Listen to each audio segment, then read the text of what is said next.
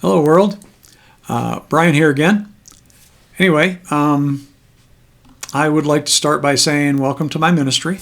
Always remember God in your life. Give Him the glory in everything. He is fully deserving of all the glory we can give Him. Keep Him in our thoughts, our hearts, our minds, and our souls right where He belongs. So today, I would like to explore the seventh commandment, which is thou shalt not commit adultery. And then the Catholic sixth commandment, which states thou shalt not commit adultery. They pretty much say the same thing. So I don't think we have much of an issue as to anything that's not quite right between the two here. However, adultery is a topic that I think many people really don't fully grasp. Especially those of us who grew up in the 60s and 70s where free love was pretty much everywhere. I know that I was a part of that era, and I think it's hard to get a grasp of adultery and really what it is when you grew up in a time where free love was everywhere. So let's first take a look at what the dictionary has to say about the meaning of adultery. What does it mean? The Merriam-Webster dictionary defines adultery as voluntary sexual intercourse between a married person and someone other than that person's current spouse or partner. So I think this pretty much simply means that if you're married, it's against the seventh commandment to have sex with anyone other than your spouse. It's really that simple. So there are probably many who might not want to hear it, but that does include whether or not you have an open marriage. Because even though both parties in the marriage are okay with having sexual relations with other people outside the marriage, that doesn't make it okay with the commandment itself. So open marriages do go against the seventh commandment, even though that's the case. So then, how does this relate to people who are not married? How does the seventh commandment affect them? So the commandment itself really doesn't equate to people who are not married unless they happen to be involved sexually with someone who is married. Then they would be breaking this commandment even though they're not married, because they're involved with someone who is. So does this commandment then apply to sexual relationships between people when both parties are single? Now, I believe the answer to that is no, because adultery itself has to do with the institution of marriage. So if you're married and having sexual relations outside of the marriage, that's when the seventh commandment applies. It applies to those people. If you're both single, it doesn't apply to the commandment. It's not a part of that. That's not what it's saying. However, there are other things that the Bible does have to say about the act of fornication, which is simply the act of sexual relations or the act of intercourse, which generally equates to, basically what I just said, sexual gratification between two people, even if they're married.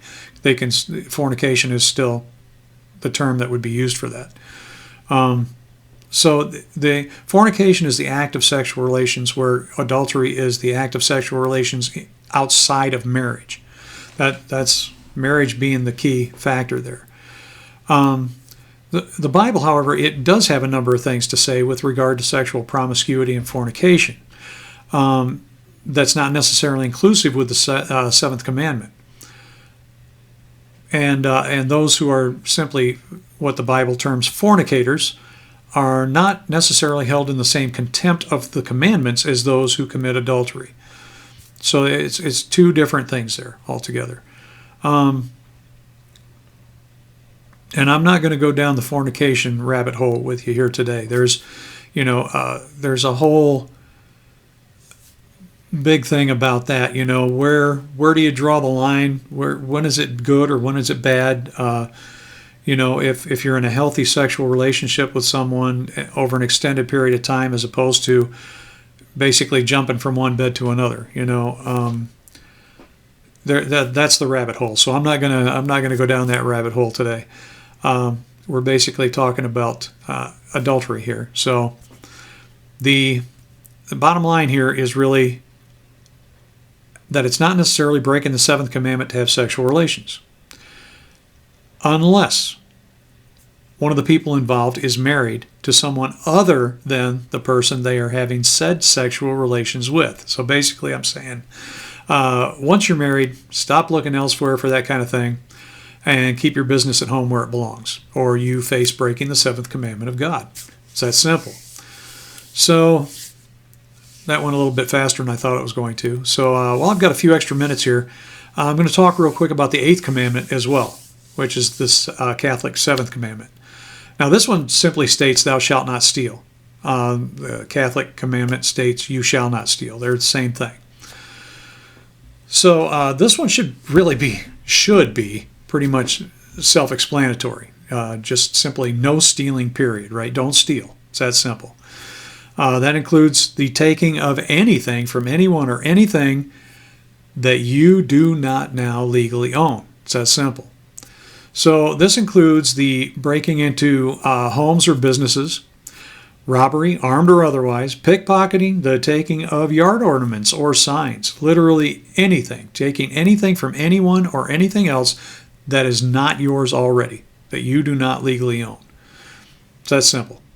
So I think with that, I'm going to conclude today's topic. So the next episode, we will talk more about the Ten Commandments. And actually, the eighth commandment kind of is in line with the ninth commandment. So the ninth commandment pretty much, it has to do with desiring other people's things, which of course could lead to the breaking of the eighth commandment, which is thou shalt not steal. So they kind of are hand in hand, one with another. So I'm going to close with that, and I would like to mention in closing that I have included a link to a PayPal page where if the Spirit moves you, you can donate whatever amount you like. Every little bit does help, believe it or not. $1, 50 cents, it doesn't matter. Every little bit always helps a little bit. So outside of that, though, if not, that's okay too. It's not a big deal. I do ask that you please like, share, follow, subscribe on YouTube, so that you'll be subscribing on YouTube allows you to be notified, I believe, whenever I post new videos. So the sharing is probably the most important of these things.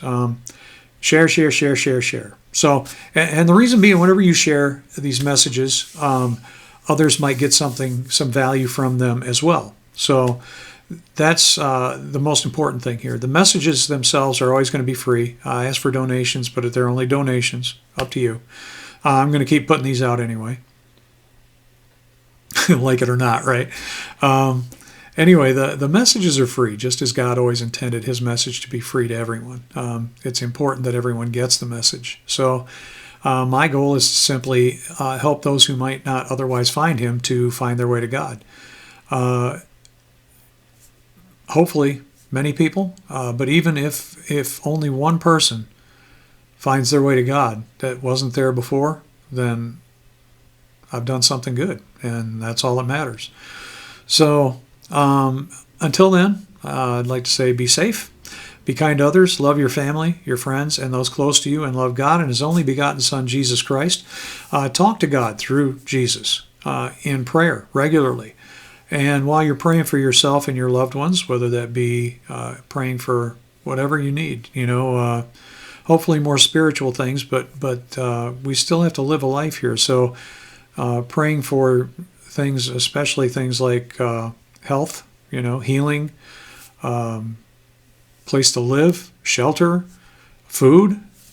These are very basic necessities that some people don't have, and they need to pray pretty hard for. So anyway, while you're praying for yourself and your loved ones, please remember to say something or pray a little prayer for those who are less fortunate as well and are probably maybe looking for exactly these kind of things that I mentioned.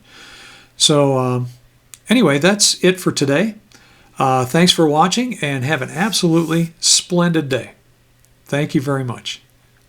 Bye-bye now.